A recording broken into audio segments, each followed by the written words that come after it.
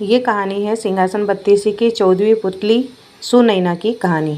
14वीं पुतली सुनैना ने जो कथा सुनाई थी वह इस प्रकार थी। राजा विक्रमादित्य सारे नृपोचित गुणों के सागर थे।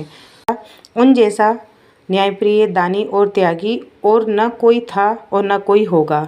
इन गुणों के अलावा उनके एक और गुण थे, वे बहुत बड़े शिकारी थे और निहत्थे भी हिंसक जानवरों का वध कर सकते थे। उन्हें पता चला कि एक हिंसक सिंह बहुत उत्पात मचा रहा है और कई लोगों का भक्षण कर चुका है।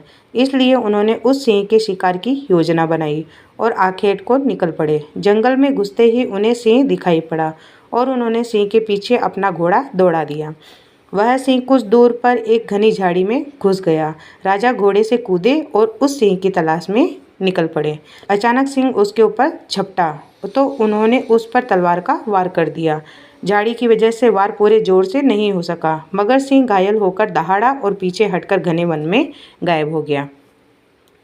वे सिंह के पीछे इतनी तेजी से भागे कि अपने साथियों से काफ़ी दूर निकल गए। सिंह फिर झाड़ियों में छुप गया। राजा ने झाड़ियों में उनकी खोज शुरू की।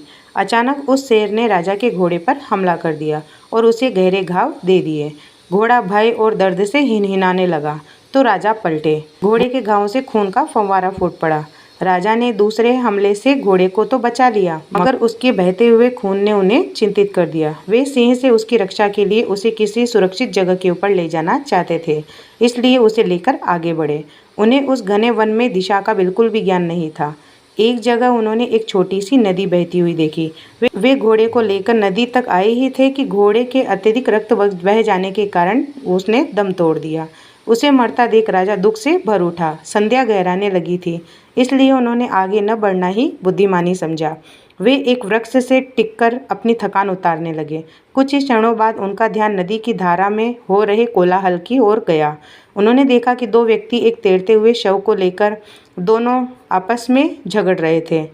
लड़ते लड़ते वे दोनों शव को किनारे लाए। उन्होंने देखा कि उनमें से एक मानव मुंडों की माला पहने हुए विभत्स से दिखने वाला कापालिक है तथा दूसरा एक बेताल है, जिसकी पाट का ऊपरी हिस्सा नदी के ऊपर उड़ता सा दिखाई दे रहा था। वे दोनों उस शव पर अपना अपना अधिकार जता रहे थे। कापालिक का कहना था कि यह शव उसके तांत्रिक साधना के लिए पकड़ा है और वेताल उस शव को खाकर अपनी भूख मिटाना चाहता था। दोनों में से कोई भी अपना दावा छोड़ने को तैयार नहीं था। विक्रम को सामने पाकर उन्होंने उन पर न्याय का भार सौंपना चाहा तो विक्रम ने अपनी शर्तें रख दी। पहली शर्त यह थी कि उनका फैसला दोनों के लिए मान्य होगा। दूसरी कि उन्हें वे न्याय के लिए शुल्क अदा करेंगे। कापालिक ने उन्हें शुल्क के रूप में एक बटुआ दिया जो चमत्कारी था और मांगने पर कुछ भी दे सकता था। बेताल ने उन्हें मोहिनी चंदन काष्ठ का एक टुकड़ा दिया, जिसे घिसकर लगाकर अदृश्य हुआ जा सकता था। उन्होंने बेताल को भूख मिटाने के लिए अपना मृत घोड़ा दे दिया और कापालिक को तंत्र साधना के लिए शव दे दिया। इस न्याय से दोनों बड़े ही खुश हुए तथा संतुष्ट होकर वहाँ से चले गए। रात घिर आई थी और राजा को जोरों से भूख लगी थी, इसलिए उन्होंने बटुए से भोजन मांगा तो तरह तरह के व्यंजन उपस्थित हुए और राजा ने अपनी भूख मिटा दी।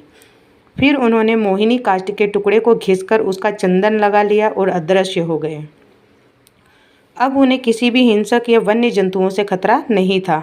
अगली सुबह उन्होंने काली द्वारा प्रदत्त दोनों वेतालों का स्मरण किया और अपने राज्य की सीमा के ऊपर पहुंच गए और उन्हें महल के रास्ते में एक भिखारी मिला जो भूखा था। राजा ने तुरंत कापालिक वाला बटुआ उसे दे दिया ताकि वह जिंदगी भर उसे भोजन की कमी न हो।